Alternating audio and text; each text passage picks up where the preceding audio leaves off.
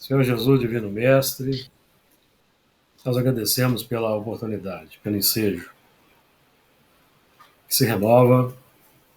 Prosseguimos no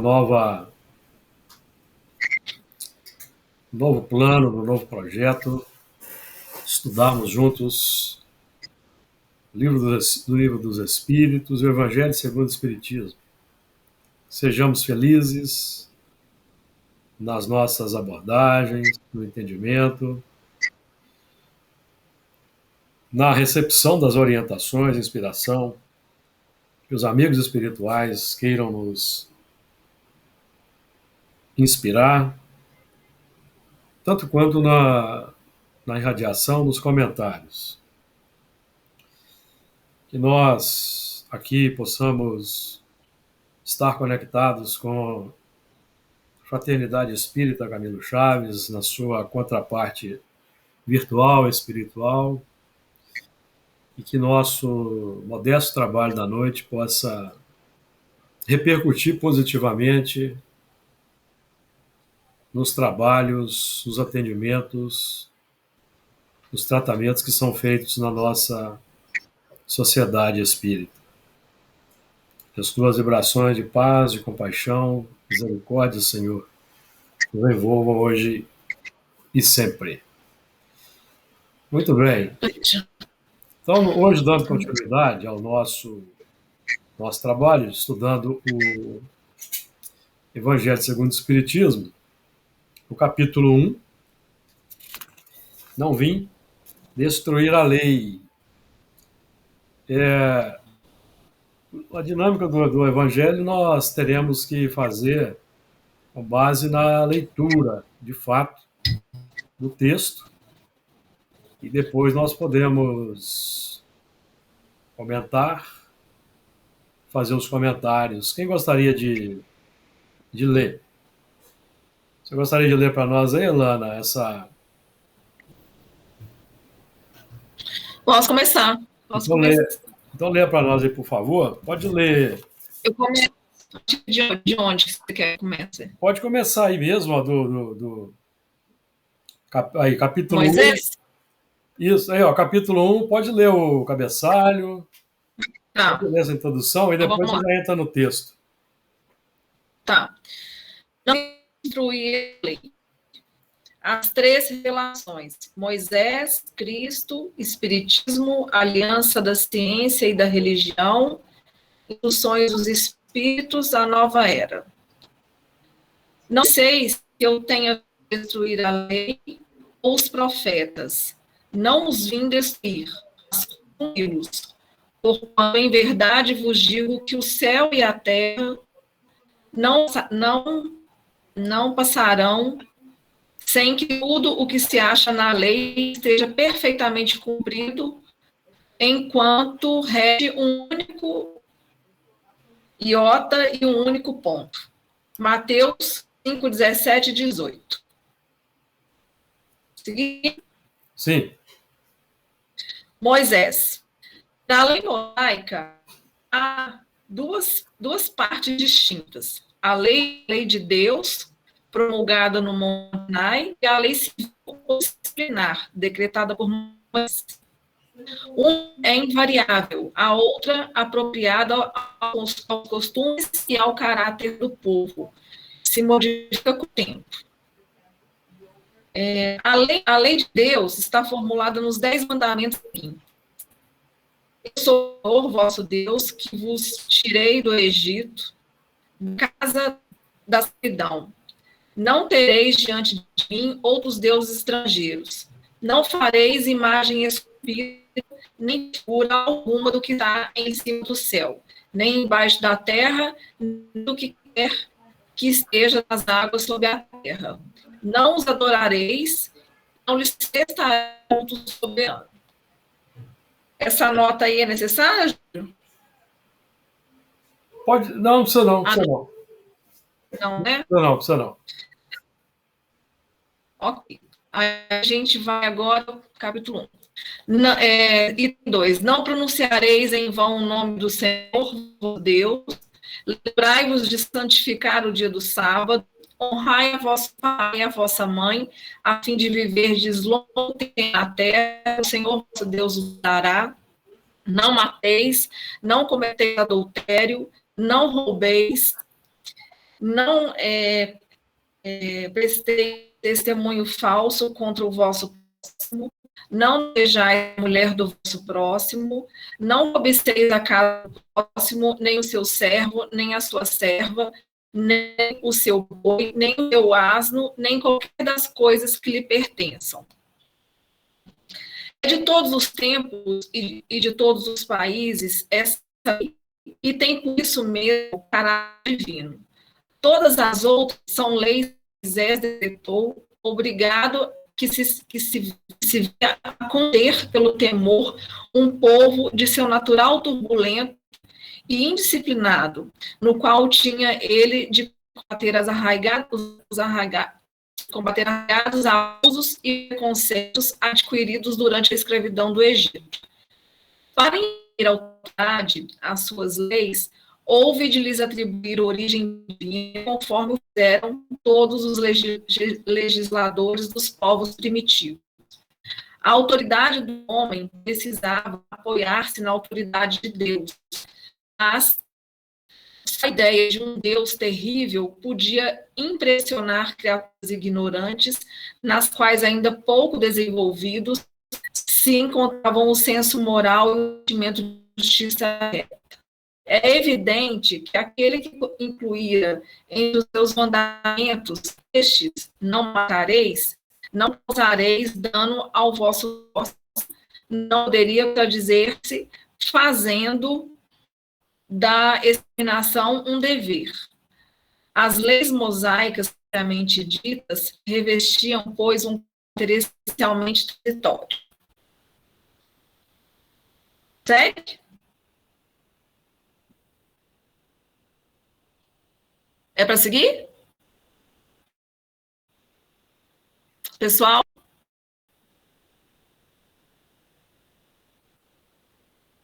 Alô, alô? Pode fazer, não estou ouvindo ninguém. Pode fazer seus comentários. Hã? Pode fazer seus comentários. Eu? É, pode. Ai, ai. Será que eu estou preparada? Bom, eu vejo aqui, primeiramente, a época necessitava de uma, vamos dizer aqui, de uma retratação que veio através das leis mosaicas. Não é bem uma retratação, mas na época precisava de uma... Me ajuda, Júlio, porque você tem mais facilidade para falar. Eu sou meio travado. Não, tá bom, pode... Porque para conter tudo que se existia naquela época, a lei mosaica ela veio exatamente para estabelecer esses parâmetros aí, de respeito, de como por favor. Então, aí essas são essas 10 leis que foram ditas aí, né? E através de essas leis foram impressas ao povo que não tinha a menor, que não é contido, né? Não existia nada que pudesse conter os turbilhões de ações que existiam nas ideias, no campo das ideias, no campo das ações. Eu acho que basicamente é isso que eu entendo. Sim. Moisés representa a primeira revelação de Deus aos homens. E o objetivo dessa revelação, os 10 mandamentos, por exemplo, é a tradução. Essa tradução que Kardec utiliza aí é uma tradução que vigorava na época. Os espíritas que estudam os textos bíblicos, eles recomendam a tradução do João Ferreira de Almeida, Revista e Corrigida. João Ferreira de Almeida, Revista e Corrigida. Então, nós vamos encontrar algumas diferenças não tão profundas assim, mas mais é quanto a letra. Por exemplo, aqui nesse versículo 8, aqui Kardec enumera como oitavo: não presteis falso testemunho contra o vosso povo, e ele consta no 16º do texto de Moisés em Êxodo capítulo 20, que vai dos versículos 1 a 17. Então é uma pequena diferença. Não direis falso testemunho contra o vosso próximo. Nós temos aí até feito uma associação com o que acontece hoje aí na sociedade com relação a notícias falsas que as pessoas divulgam em função de preferências aí político-partidárias e outras. Mesmo sendo espíritas, sendo religiosas, porque aqui nós estamos conversando com religiosos, então as pessoas, em função de preferências, de idolatria, de alinhamentos, nós respeitamos, mas quando você se esquece dos preceitos que nós observamos, aí nós estamos trabalhando com o que está dito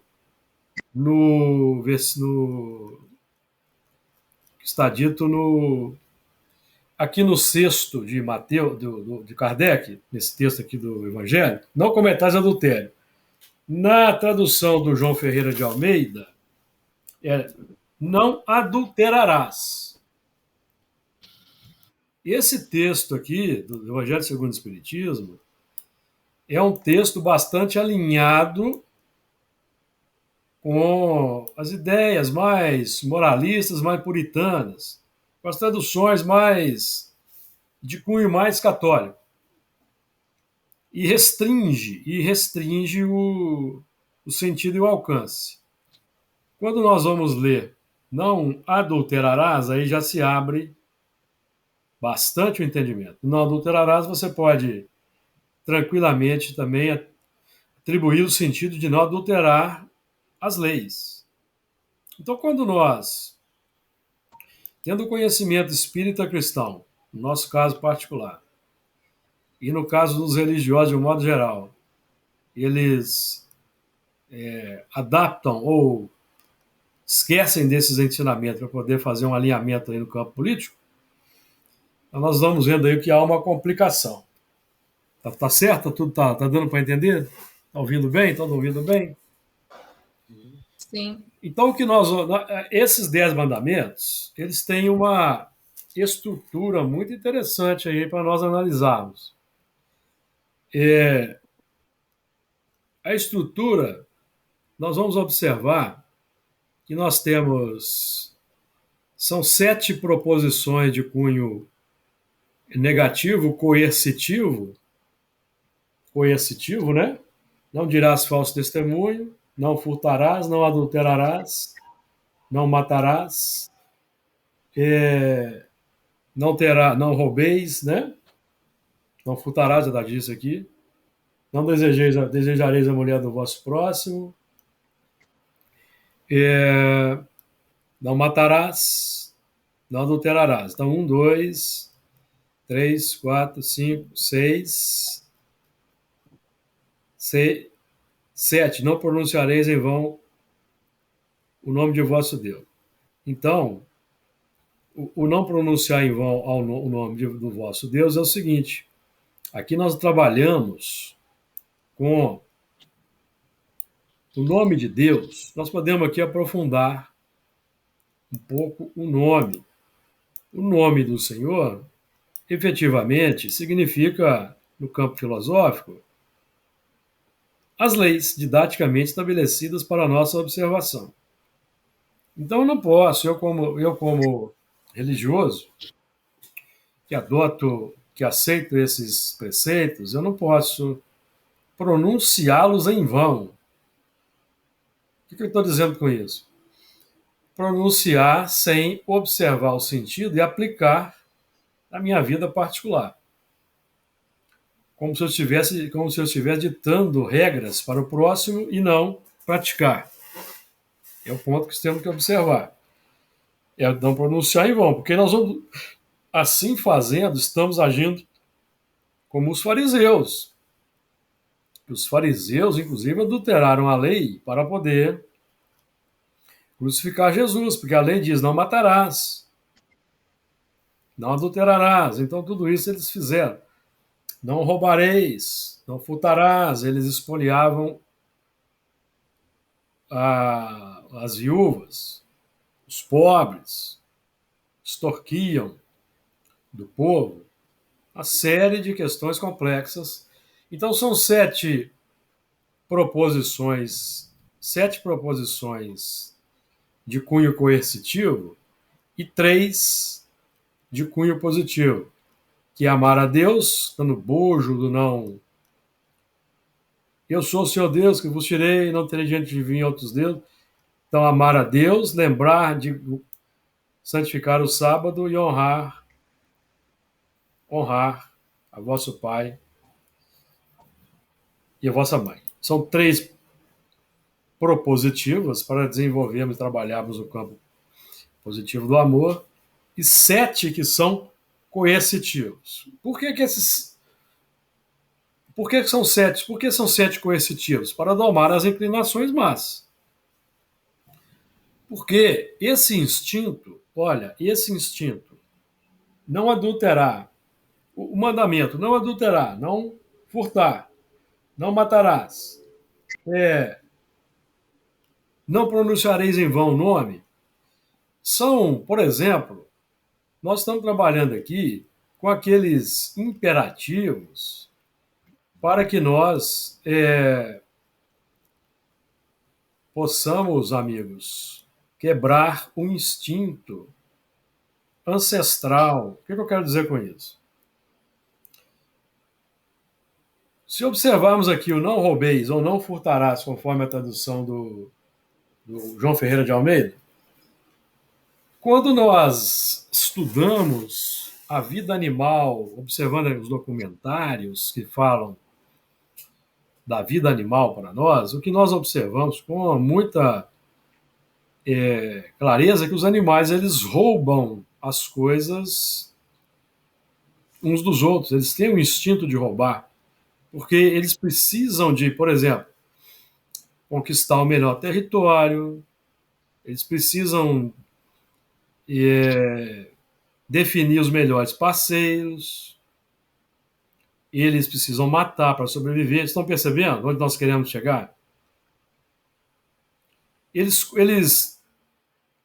roubam território de outros animais. Olha aqui, não cobiceis a casa do vosso próximo.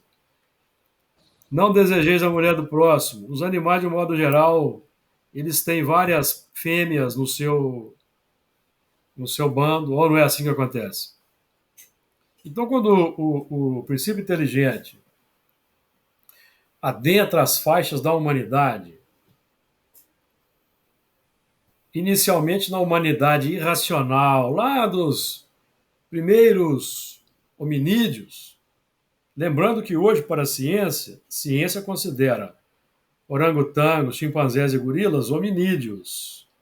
Houve uma atualização aí nessa questão aí zoológica, tá? Chimpanzés, orangotangos e gorilas são hominídeos. Então, quando o princípio inteligente sai das faixas animalizadas e adentra nos primeiros territórios da humanização, ele ainda, evidentemente, que ele traz os instintos que ele desenvolveu, faixa animal. E quando o princípio inteligente se torna espírito humano, nas faixas da humanização, ele ainda traz na sua intimidade os instintos. Segundo André Luiz, aqui na Terra, nós nos tornamos humanos propriamente ditos, com o título, recebemos o título de homens formados, ou espírito formado, que é a mesma coisa, há 200 mil anos atrás, com o surgimento do Homo sapiens, quando nós desenvolvemos o pensamento contínuo. Está no livro Evolução em Dois Mundos. Evolução em Dois Mundos. Eu vou me permitir aqui buscar o livro.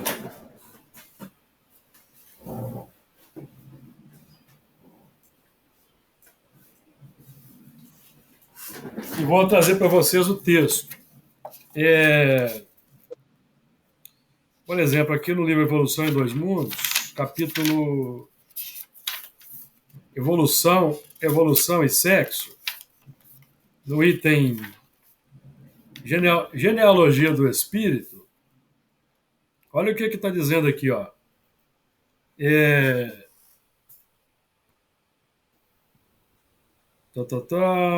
eu ver aqui na faixa 35, aqui, ó, página 35.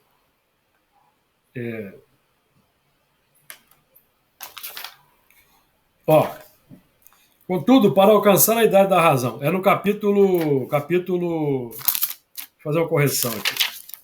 Capítulo 3, Evolução do Corpo Espiritual, Evolução em Dois Mundos, item Evolução no Tempo. Então, evolução no tempo, por exemplo, tem aqui dos artrópodos aos dromatérios, faixas inaugurais da razão, que ele vai destacar aqui, ó, faixas inaugurais da razão, marsupiais, cetáceos, rinocerontes, cervos, antílopes, equídeos, canídeos, antropóides inferiores, são os macacos, certo?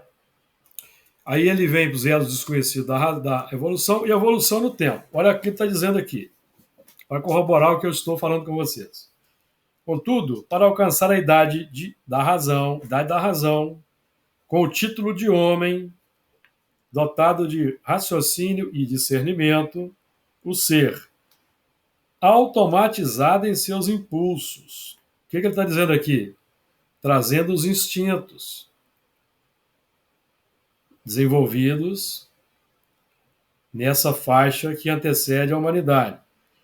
Automatizado em seus impulsos, na romagem para o reino angélico, despendeu para chegar aos primórdios da época quaternária, em que a civilização elementar do Sílex denuncia algum primor de técnica, nada menos de 1,5 bilhão de anos.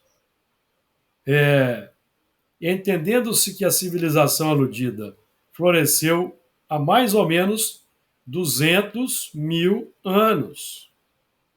Então, nós somos considerados humanos na história biológica aqui da Terra há apenas 200 mil anos. Apenas 200 mil anos. Tá certo? Que nós iniciamos os trabalhos da razão com o desenvolvimento do pensamento contínuo. Mas André Luiz, no livro Libertação, ele nos traz a ideia de que nós lidamos com a razão há 40 mil anos. 40 mil anos coincide com a chegada dos exilados de Capela na Terra, segundo estudos profundos que nós temos na área espírita. Não encontramos na literatura espírita. São deduções que são feitas com base nos que os espíritos vão dizendo, nesse trabalho de duas mãos de nós desenvolvermos o ensinamento. Os espíritos lançam uma ideia, nós temos o dever de raciocinar, pensar e também colaborar. Então, nós lidamos com a razão há 40 mil anos, aí, coincidindo com, de princípio, até que tenhamos informações bem mais seguras, com a chegada dos exilados de Capela. Mas, de qualquer forma, amigos, a chegada dos exilados de Capela, ela se encontra nas faixas de 15 mil anos no mínimo, atrás. Por quê? Porque, confiando na informação de Emmanuel no livro A Caminho da Luz, os árias deixaram a Índia aproximadamente há 12 mil anos atrás. Quando Emmanuel trabalha no livro A Caminho da Luz, os 4 grandes grupos dos exilados da Terra. Então, nós temos aí um período de 15 mil a 40 mil anos com tranquilidade. Nós entendemos com tranquilidade que a taxa de 40 mil anos é uma taxa bem plausível, tá? Pode até assustar alguém, pode até alguém achar que é um período muito dilatado no tempo, mas nós temos que lembrar que eram espíritos bastante cristalizados no egoísmo, nas paixões, semelhante ao que ocorre na Terra de hoje. Não querem amar o próximo. Então eles vão reciclar. Tem que desconstruir todo um sistema que facilita a alimentação das paixões. E tem que ser no meio primitivo, onde não há nada em termos de civilização ainda elaborado. Perceberam? Nós vamos estudar isso com mais detalhe, com mais calma no Livro dos Espíritos. Aqui também nesse livro nós vamos estudar essas questões também com tranquilidade, quando nós chegarmos aí no capítulo 3, que trata dos mundos. Então, o que é que eu estou dizendo? Eu estou dizendo o seguinte, que nós, quando é que chegou para nós, quando chegou para nós os 10 mandamentos, por exemplo? Quando chegaram os 10 mandamentos? De 6 mil anos para cá. Então, se nós aprendemos com André Luiz que lidamos com a razão há cerca de 40 mil anos, nós estamos lidando com os trabalhos de iluminação da razão apenas há 6 mil anos. Por que eu estou dizendo isso? Porque é de 6 mil anos para cá que nós desenvolvemos 6 mil anos em que há 6 mil anos atrás que desenvolvemos alfabeto, linguagem. Então, para que a razão tenha condições de se iluminar e desenvolver-se plenamente, é preciso linguagem, é preciso vocabulário, identificação das coisas, nomear, que é o símbolo do Adão, que é formado do pó da terra pela evolução, e é chamado por Deus para dar nome aos animais. Dar nome aos animais é identificar os instintos, as paixões, cobiça, inveja, vaidade, egoísmo. Como é que nós vamos combater? Como é que nós vamos combater más inclinações se nós não sabemos o que é a má inclinação? Por quê? Porque nós aprendemos a desejar a mulher do próximo lá nos reinos animalizados, em que os machos dominantes iam arrebanhando as fêmeas, não é assim que acontece? Pela eliminação dos concorrentes. Então nós aportamos na faixa da humanidade com esses instintos. Daí vem a poligamia das faixas ancestrais da humanidade, que ainda perdura em certas culturas e que ainda perdura na cultura ocidental, não de forma oficial, mas perdura aí quando nós não temos condições, amigos, de manter uma fidelidade conjugal. Nós estamos sendo polígamos. Poligamia. É o mesmo movimento de infidelidade, digamos assim. Certo? Então, o trabalho de Moisés. Então, voltando aqui, um ponto importante para a gente considerar. Depois, amigos, quando quiserem interromper, é só levantar a mão, tá? Aqui o trabalho aqui é de todos. Nós aqui temos o objetivo aqui de que todos participem, todos tragam seus comentários. É um trabalho aqui de cunho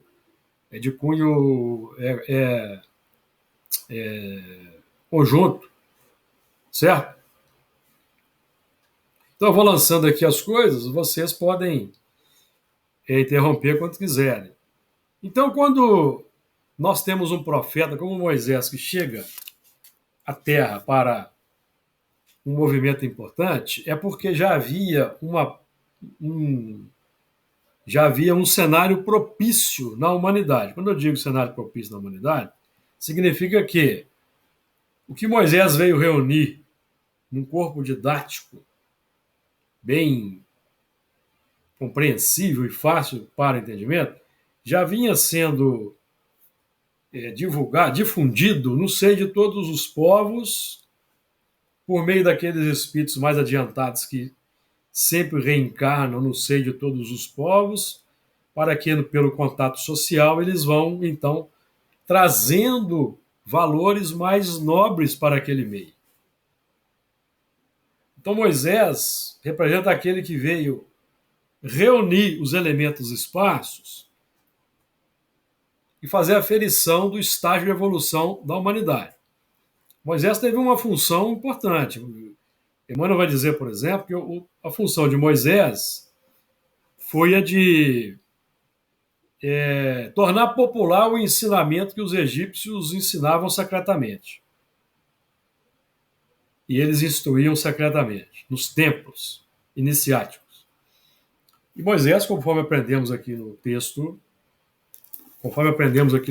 de Atos dos Apóstolos, capítulo 7, versículo 22, e Moisés foi instruído e educado, 7:22. E Moisés foi instruído em toda a ciência dos egípcios e era poderoso em suas palavras e obras. Então ele foi educado como irmão do faraó, que seria mais tarde o faraó Ramsés. Ele foi iniciado egípcio. Então foi um espírito preparado para retirar do templo o ensinamento oculto. Tanto então, só para terminar o ponto aqui Então Moisés foi aquele que veio fazer a aferição, reunir os elementos esparsos, fazer um registro nítido e claro. E a partir desse momento, amigos, abre-se para nós aqui na Terra abriu-se a perspectiva para a regeneração. Porque quando você traz mandamentos como esse aqui que estamos estudando, não matarás, não adulterarás, não furtarás, não dirás falso testemunho, não terás outros deuses, nós estamos trabalhando com o domar as inclinações más e regenerarmos o espírito. Perceberam? Comentários? Ô, Júlio, eu queria perguntar se o Moisés, ele teve, se isso foi incumbido como uma missão. As leis mosaicas. Missão. Foi missionário. Moisés é um missionário e dos missionários do mais alto quilate que nós tivemos aqui na Terra. Sim. E a partir da lei mosaica, pode-se dizer que começa uma nova era? Começa uma nova era. Abre-se a perspectiva para a regeneração. Sim. Para a regeneração, para a saída. A saída dos planos da expiação para os exilados de capela. Porque aí nós temos uma questão interessante. Nós vamos estudar com mais profundidade quando trabalharmos aqui o capítulo 3 das muitas moradas. Quando se fala mundos de expiação e provas, nós vamos dar só um pulinho rápido lá no texto para citar que Allan Kardec ele vai dizer isso lá, que os espíritos em expiação são exóticos na Terra, são de outros mundos. São os que vieram em degredo. Exóticos. São os que vieram em degredo. Então, quando eles chegaram na Terra, para eles instaurou-se a expiação, porque eles vieram em expiação. Imaginemos nós aqui, na Terra de hoje, 2021, com todo o recurso tecnológico que temos, como esse aqui, por exemplo, que estamos utilizando, sermos daqui degradados e vamos renascer num orbe cuja humanidade se encontra nas faixas de similares às nossas de 40 mil anos atrás. Expiação. Tudo a ser elaborado. Tudo a ser construído. Por quê? Para reciclar. Porque tudo que nós construímos aqui na Terra foi utilizado para a exacerbação, a sofisticação do egoísmo, das paixões. Então eu preciso sair desse sistema. Sair desse sistema. Vou levar para o outro orbe tudo aquilo que ainda não existe lá no meu subconsciente, que vai despertando lentamente ao longo das existências sobre o mais amplo esquecimento naqueles mundos, como aqui na Terra. E quando esses espíritos chegam aqui, que começam a reencarnar entre os da Terra, os que vinham evoluindo na Terra, para esses da Terra inicia o período das provas, saída da primitividade, entrada nas provas, certo? Período de prova. Então nós podemos trabalhar de forma didática com esses elementos. Quando chega Jesus para reforçar a ideia da regeneração, os da Terra já entram na expiação quando eles não adotam, não querem seguir o que Jesus propõe, perceberam? Também entram na expiação. São ideias que nós aqui podemos trabalhar com tranquilidade, de forma didática, para nós entendermos o processo, tá? Mesmo porque, quando Santo Agostinho faz a divisão lá das categorias de mundos, é só uma divisão didática, só um ponto didático para a gente trabalhar a capacidade de raciocínio, entendimento e bom senso, tá bom? Ô, Júlio, e também, por exemplo, quando você tem aí na lei divina, não matarás, que eu acho que é a primeira, né? Sim, a primeira aqui aqui é a quinta, não mateis. Sim. Aí você vê, por exemplo, antigamente as formas como se matava, né? Como você citou até na reunião de segunda, em Roma, as pessoas matavam, eram sanguinárias, né? Hoje, comparando com hoje, existe ainda muita matança, mas já não é com esse traço de perversidade como era antes, alguma coisa assim. Isso muda. É uma perversidade pior, porque agora está sofisticado. Porque lá em Roma era no corpo a corpo. Sim. Corpo a corpo, os elementos tinham possibilidade de defesa, certo? Isso. Com exceção de quando havia as invasões em aldeias, em vilarejos. Mas hoje os elementos, eles matam à distância, com armas de destruição em massa. Eles resolvem que vão atacar civilizações indefesas, porque eles querem dominar. Isso é a indiferença moral de que trata o espírito Lázaro. Quando ele vai dizer lá no capítulo 8 do Evangelho, que vamos estudar aqui mais à frente, que a virtude do nosso tempo é a atividade intelectual, mas o vício é a indiferença moral. Então nós utilizamos todos os recursos tecnológicos extraordinários para tornar eficiente o instinto de matar. E foi o que os nazistas fizeram. Uma forma mais eficiente de matar mais pessoas para cumprir o objetivo que eles consideravam que era o adequado para eles.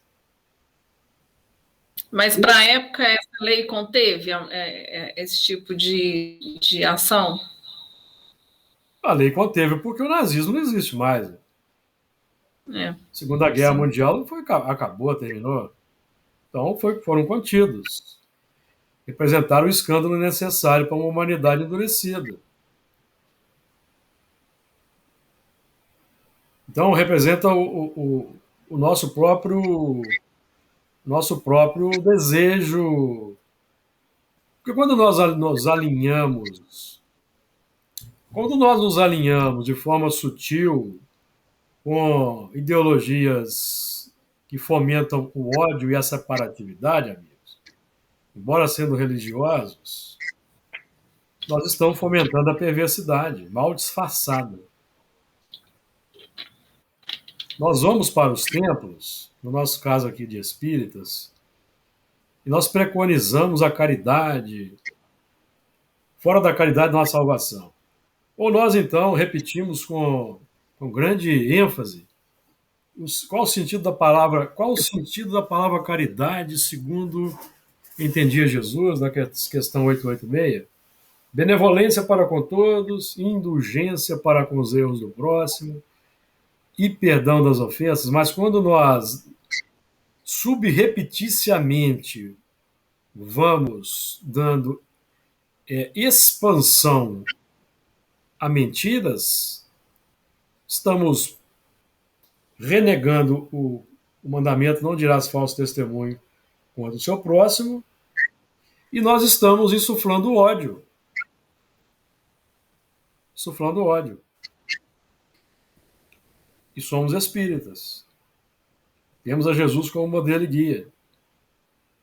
É o que está acontecendo hoje aí na seara espírita. E o nosso trabalho aqui é bem aquele de, conforme Santo Agostinho vai nos dizer, São Luís, no capítulo 10, item 21, que é de não colocar óculos cor-de-rosa e fingir que não acontece nada. Nós temos que ver o mal, identificar, e quando esse mal prejudica um número maior de pessoas, nós temos que dizer, porque é preferível que caia um homem do que caiam vários. Está lá no texto do São Luís, no capítulo 10, item 21. Então nós temos que combater as más inclinações, as más tendências. O que aconteceu no tempo de Jesus, nos tempos de Jesus? É que os religiosos, eles adaptaram a retórica ao interesse. Distorceram. Eles distorceram. Vocês querem um exemplo bem claro na fala de Jesus da distorção?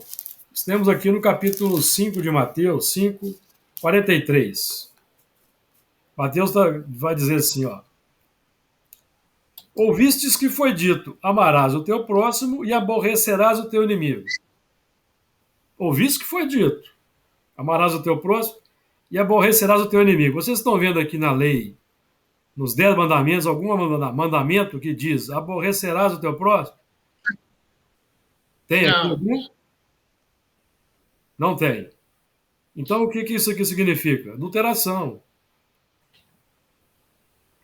Moisés é que instituiu o olho por olho, dente por dente, como uma lei civil, com base na lei de causa e efeito, tá? Moisés só deu uma ênfase, uma conotação de lei social, como um direito penal, num artigo da lei divina que consta aqui nos 10 mandamentos. Eu vou ler aqui. Então é uma distorção. Então, quando eles distorceram, Jesus então estava recolocando as coisas nos devidos lugares. Eu, porém, vos digo, amai a vossos inimigos, restabelecendo todas as coisas.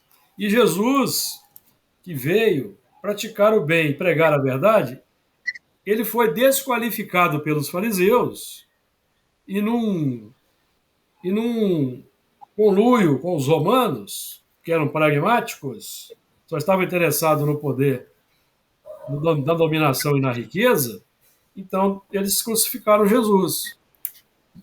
Certo? Então, por exemplo, a reencarnação é um princípio que está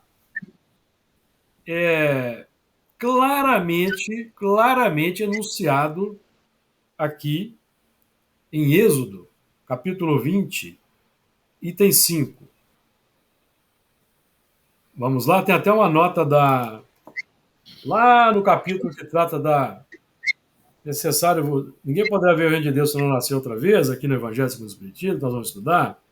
Tem uma nota lá da federação dizendo isso. Diz o seguinte, o versículo 5º do capítulo 20 de Êxodo: não te curvarás a elas, nem as servirás, porque eu, o Senhor, teu Deus, sou Deus zeloso, que visito a maldade dos pais nos filhos até a terceira e quarta geração daqueles que me aborrecem. A preposição aqui da tradução é a até, que visita a maldade dos pais nos filhos até a terceira e quarta geração. Mas acontece que no original hebraico, a preposição não é essa. É na. Na terceira e quarta. São Jerônimo, que traduziu, se não me engano, é São Jerônimo, que foi o tradutor da Vulgata Latina, se não me falha a memória, que traduziu do hebraico para o latim o Velho Testamento. Ele conservou a preposição certa no latim. In, ele usa a preposição latina in, na. A adulteração foi feita quando das traduções para as línguas do latim para as línguas neolatinas. Aí retirou-se a preposição in, colocou-se até, porque o objetivo era eliminar a reencarnação do texto. Moisés aprendeu com os egípcios. Vamos voltar no tempo. Moisés, iniciado egípcio nos templos. O que os iniciados egípcios estudavam? O que eles ensinavam? A reencarnação. A reencarnação fazia parte dos preceitos dos egípcios. E o povo era instruído segundo, para temer, instruído segundo a ideia da metempsicose, que eles iriam retornar como animais, se não cumprissem as leis. Tá claro, amigos? Sim. A tradução em Esperanto, eu falo Esperanto, eu sou esperantista, e o Velho Testamento foi traduzido para o Esperanto, direto do hebraico, pelo seu criador, Zamenhof, que era judeu. Ele traduziu o Velho Testamento direto do hebraico, e lá também a preposição em Esperanto é en, que é em. Então, quando você tem a seguinte leitura: e eu sou Deus zeloso, que visita a maldade dos pais nos filhos na terceira e quarta geração daqueles que me aborrecem, então nós temos aí, de forma bem explícita, nitidamente enunciada a lei da reencarnação, concorda? Sim. Então é por isso que Moisés criou, enfatizou o caráter, digamos assim, de vingativo da lei de causa e efeito, ao estabelecer o olho por olho, dente por dente, para conter um povo extremamente atrasado. Né? Por quê? Por que ele estabeleceu leis? Não roubei, os 10 mandamentos. Não roubeis, não desejeis a mulher do próximo, não cobiceis. É porque é isso que as pessoas faziam. Ainda impregnadas da animalidade ancestral, do psiquismo. Lembram-se do livro Pensamento e Vida, que nós estudamos de vez em quando? No capítulo 1, que Emmanuel fala da mente, o espelho da vida, que ele vai dizer assim, falando da mente, lá em certa altura ele vai dizer assim, confinados em que nos encontramos entre a animalidade e a angelitude, entendemos a mente como sendo a faixa de serviço em que o conhecimento adquirido nos permite operar. Então, qual que é o conhecimento adquirido? Domar as inclinações más aqui, que é o bojo dos 10 mandamentos. É o conhecimento adquirido. Para operar onde? No meu campo consciente, que é a minha faixa de serviço. domando as inclinações más. Esse é o trabalho. De acordo? Mas alguém quer fazer comentários? Até agora só a Elana que está fazendo. Ô, fazendo. Júlio, Diga. só mais uma coisa, é por isso que a lei mosaica ela é considerada essencialmente transitória, porque em algum momento ela deixa de existir para você, por exemplo, para a regeneração, A lei, você dá um, vamos dizer assim. a lei mosaica, a lei civil de Moisés, ela é transitória, mas essa lei aí não. Essa Ah, lei tá. é universal, vale para todos os mundos. É uma lei para o Ah, espírito imortal domar as inclinações más. Quando se ah, diz, quando se diz, eu sou o Senhor teu Deus, que tirei da terra do Egito, da casa da servidão, não terás outros deuses diante de mim, não farás para ti imagem. É a forma como Moisés encontrou para nós hoje entendermos de forma mais abrangente da seguinte maneira. Questão 1009 do Livro dos Espíritos. Dissertação de Paulo, o apóstolo. Primeiro parágrafo. Gravitar para a unidade divina. Eis o fim da humanidade.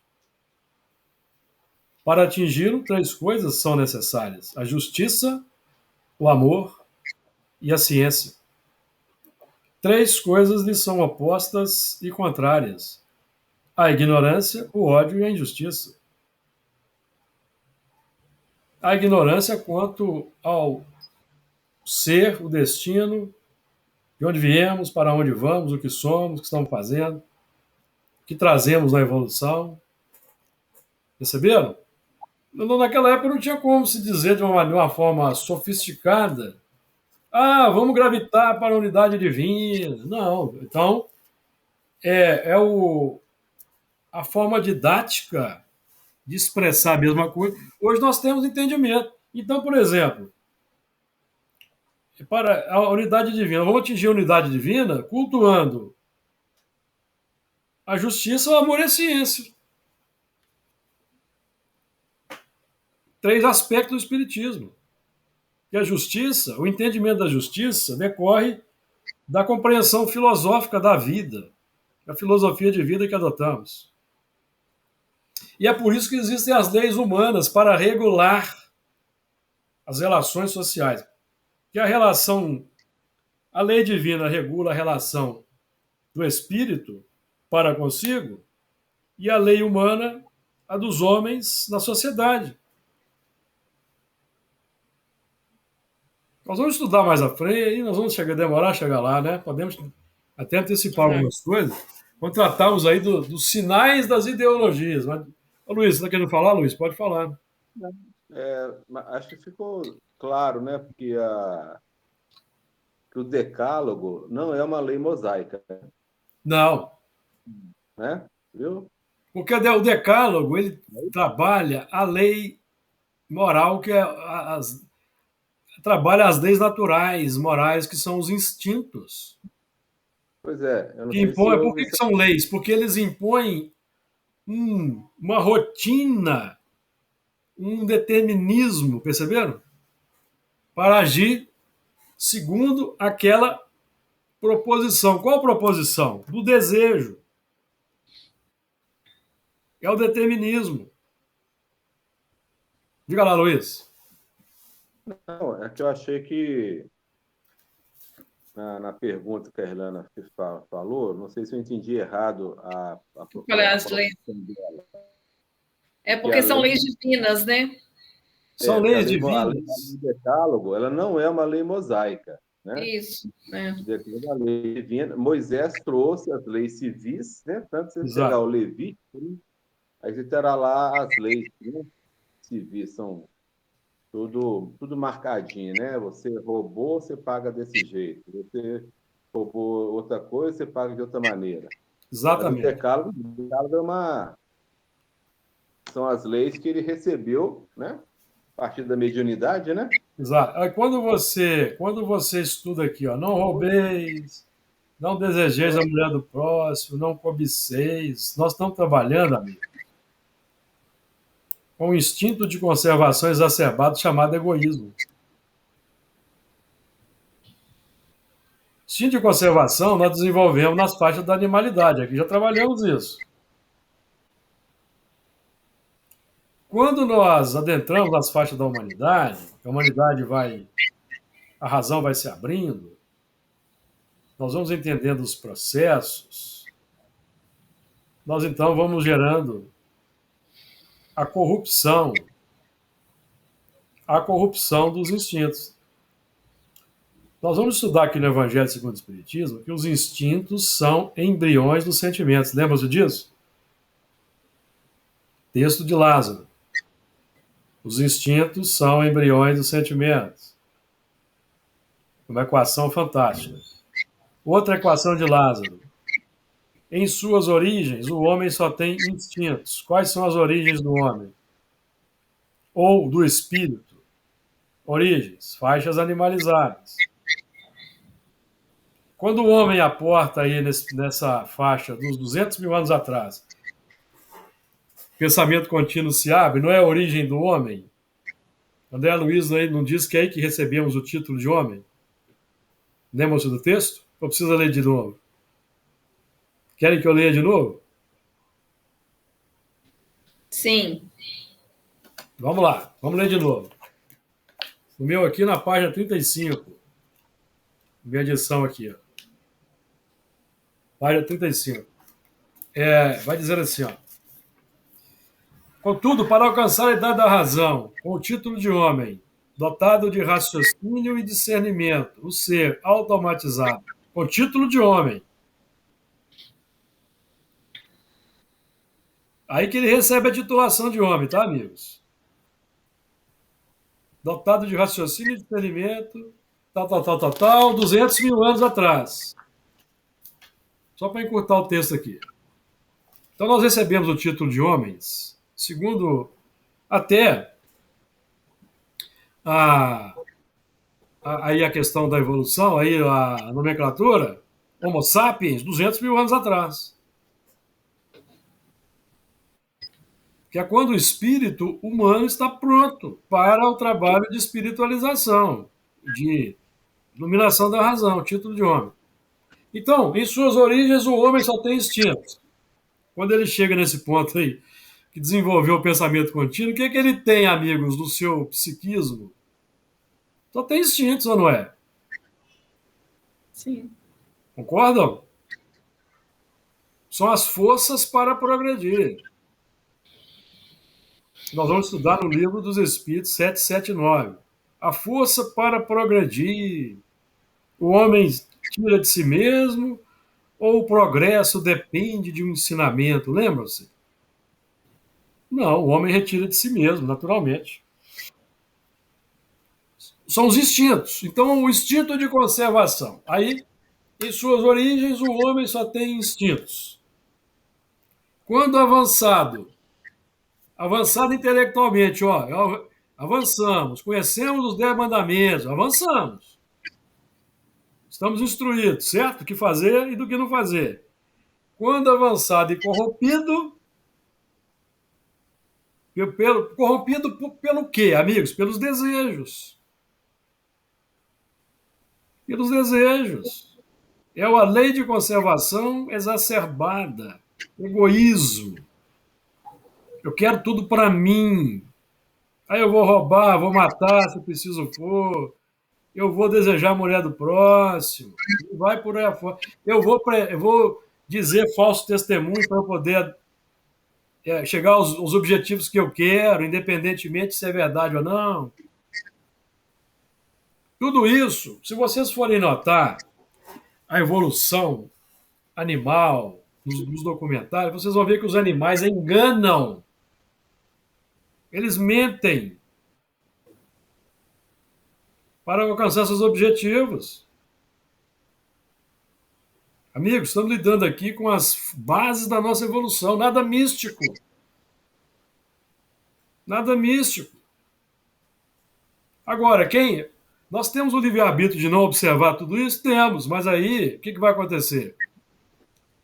O mal é o seu próprio remédio. reencarnação em cima de reencarnação, reencarnação em cima de reencarnação, porque quem se deixa levar pelo instinto egoístico vai sofrer em algum momento. Impacto. Que vai contrariar, porque ele vai encontrar um mais egoísta que ele, mais poderoso, lá na frente. Ou não vai? Vai encontrar. Mais forte. Não é o que vigora nos mundos primitivos, na questão 916, não é o que vigora? Olha lá, ó. Então o forte será o amparo e não o opressor do fraco, quando a terra estiver regenerada.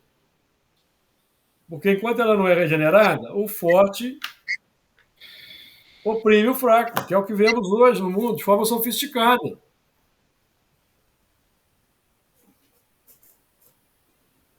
Certo, amigos? Claro. Sim. Por isso que Deus não exerce ação direta na matéria, porque não é necessário. Já trabalhamos isso aqui no primeiro capítulo, primeira pergunta do livro dos Espíritos. Deus é interno, ele age de dentro para fora. Bom, então essas leis aqui são leis universais, porque tratam da alteração da carga instintiva deturpada, porque, amigos, só existe o mal só começa a existir quando a razão se abre e nós escolhemos o que fazer. Até então não tem maldade. Ficou claro? O homem de 200 mil anos atrás não era mau. Não era mau, ele seguiu seus instintos, os instintos que ele desenvolveu naturalmente pelo determinismo da reencarnação. Deus lhes impõe a encarnação com o fim de fazê-los chegar à perfeição. Então, o determinismo divino é o do bem, é do amor, é o bom, é a bondade. A maldade, que são as imperfeições, nós desenvolvemos nas faixas da razão.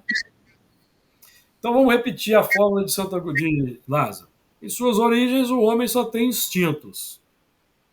Quando mais avançado, intelectualmente e corrompido, tem sensações. Quando instruído e depurado, tem sentimentos nobres, acrescentamos nós. Então, qual é o trabalho de Moisés? O trabalho de Moisés e de Jesus é esse trabalho que está enunciado na questão 779. Esse trabalho. 779. A força para progredir auria o homem. Aurir é tirar de si, tá? Aurir é tirar de si. A força para progredir auria o homem em si mesmo ou o progresso é apenas fruto de um ensinamento? O homem se desenvolve por si mesmo naturalmente, mas nem todos progridem simultaneamente do mesmo modo. Dá-se então que os mais adiantados auxiliam o progresso dos outros por meio do contato social. Papel de Moisés, papel de Jesus, papel de Kardec, para ficarmos nesses três. Ficou claro? Comentários finais? Eu só queria perguntar mais uma coisinha. Se essas leis divinas, elas são deterministas. Elas são porque o instinto é determinístico. Sim, então ótimo, é isso mesmo. Porque você tem que domar o instinto. Agora, vai domar um instinto quando ele grita? É fácil? Não, não. Por isso que o progresso é demorado. Entendi. É preciso que nós que geramos a distorção, a gente esgote,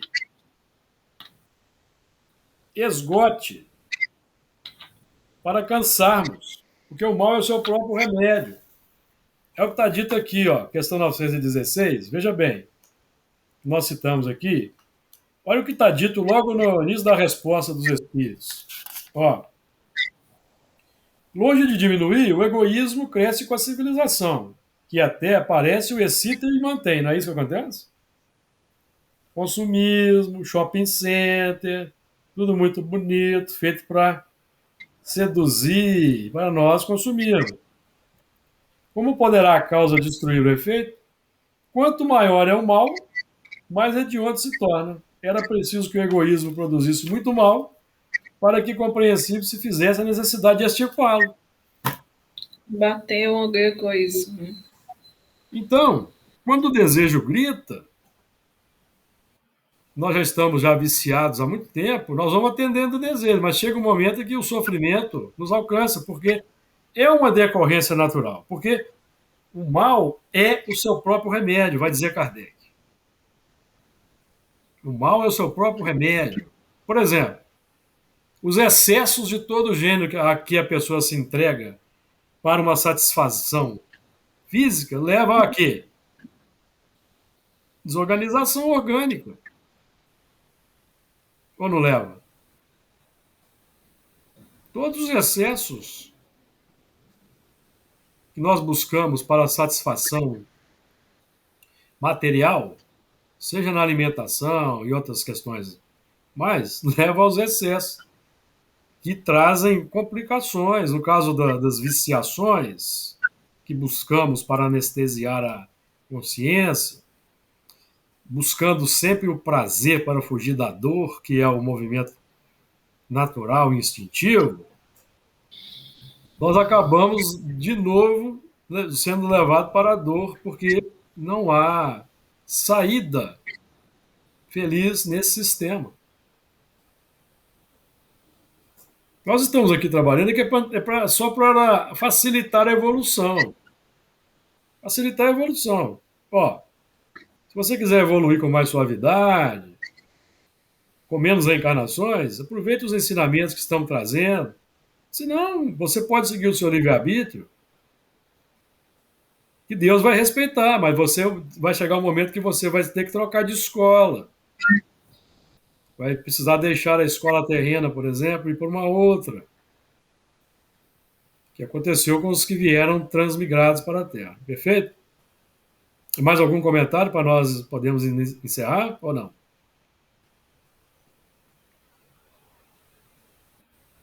Podemos encerrar então? Vamos lá. Eu vou pedir então para o Arthur fazer a prece de encerramento para nós, Arthur, por favor. Sim, com prazer.